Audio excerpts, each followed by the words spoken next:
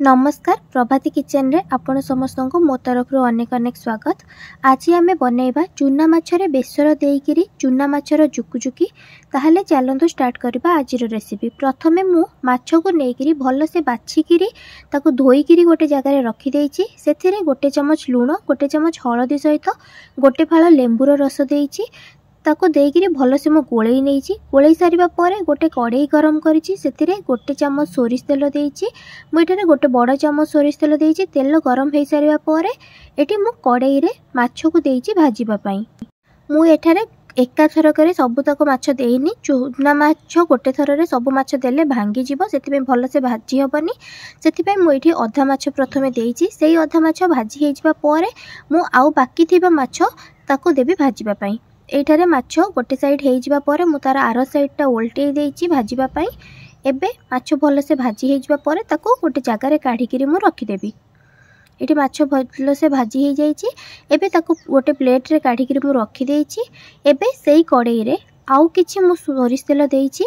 तेल देई सारिबा परे तेल टिके गरम हे जिबा परे एबे आउ बाकी थिबा जतिकी माछ से माछ को देइची कड़ाई रे भाजीबा पई। एबे कड़ाई रे सबुतक माछ मु दे देइची भाजीबा पई। आपण वीडियोटी आरंभ शेष पर्यंत देखंतु। जदि वीडियोटी भल लागिबो ताहले लाइक सहित शेयर कर देबे। आ जदि मो चैनल रे नुआ थिबे ताहले सब्सक्राइब मध्ये कर देबे। सब्सक्राइब करबा सहित पाखरे थिबा छोटो बेल आइकन को मध्ये क्लिक कर देबे, जहा द्वारा मो जहा भी वीडियो अपलोड करबी ताहार नोटिफिकेशन आपण पाखरे पहुंची परिबो। एबे देखंतु गोटे साइड माछ भल से हेई गलानी। तो मु एबे तार आरो साइड माछटा भाजी हेबा पई तार आरो साइडटा उल्टेई देइची। एई माछ तो भाजीबा पाए मु एठी कड़ाई रे देइकिरी एबे माछर जुकुजुकी जोटा बनेइबा ता पई किछि मसला प्रस्तुत करिबा। सेति पई एठी मु माछ भाजीबा पई कड़ाई रे देइकिरी एबे मु किछि मसला प्रस्तुत करिबी। मसला रे प्रथमे मु गोटे मीडियम साइज रो पियाज नेइची। ताको खंड खंड करी काटी नेइची। बेसी छोटो काटिनी। एटा को नेकिरी मु बाटी नेबी, जोटा कि बेसी प्लेन करबिनी। खद खदड़िया थिबो पियाज को सेठी बाटी कि नै गोटे जगह रे रखी देबी। एबे माछ भजा भी हेई गलानी। जेतिकी माछ तक हेइतिला सब माछ को मु सेही प्लेट को काढी देइची, जोटा रे मु आगरु भी माछ रखितिली। एबे कड़ाई रे आउ टिके सोरिष तेल देइची। तेल देई सारिबा परे एबे बाटी की रखिथिबा पियाज, जोटा कि मु खद खदड़ा करी पियाज को बाटी की रखितिली। आपण चाहिले पियाज काटी किरी मध्ये देई परिबे। पियाज टिके हेई जिबा परे टिके भाजी हेई जिबा परे सेथिरे मु किछि छेची किरी मसला देइची, जोटा कि मु 2-3टी लंका ता संगरे रसुण 2-3टी ताको छेची किरी सेटा को मु देइची पियाज सहित भाजीबा पई।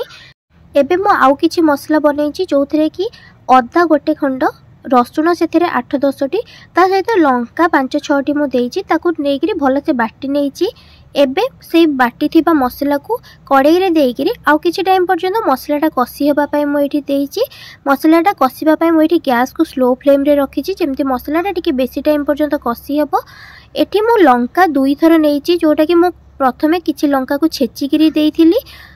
तापरे बाटी थिबा मसला रे मध्ये मु एठी लंका देइथिली। आपण चाहिले आपण को हिसाब रे राग को अधिका कम करिवे।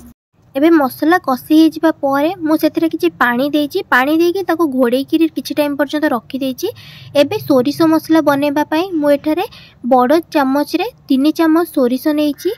सेटा को सोरिष को नेइकिरी भल से सेटा को बाटी नेइची। बाटी नेइकिरी सेही सोरिष मसला को एबे गोटे जगह रे मु काढी के रखी देइची। सोरिष मसला को मु एठी भल से बाटी नेइची, प्लेन करी बाटी नेइची। एबे तरकारी मु जोटा कि घोड़ेई किरी किछि टाइम पे रखी देइथिली।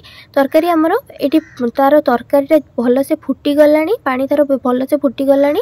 एबे बाटी के रखिथिबा सोरिष मसला जोटा सेथिरे मु एठी 3 चमच सोरिष मसला देइची। देइकिरी किछि टाइम पर्यंत गोळेई किरी घोड़ेई किरी रखि देबी, जेमति सोरिष मसलाटा भी सेथिरे सिझी जिवो। टिके सोरिष मसला भल से फुटी जिबा परे सिझी जिबा परे एबे मु भाजी की रखिथिबा चूना माछ सेटा को मु एठी तरकारी रे देइची। तरकारी रे देइकिरी किछि टाइम पर्यंत गोळेई किरी तापरे किछि टाइम पर्यंत घोड़ेई किरी रखि देबी, जेमति कि एठी चूना माछटा भी से तरकारी रे भल से मिसी किरी भल से फुटी किरी तरकारीटा टिके पानी मरि जिवो। पानी जेतेबेले कम हेई जिवो सेथिरे मु किछि धनिया पत्र जोटा कि काटी के रखिथिली सेटा को देई किरी गोळेई नेइची।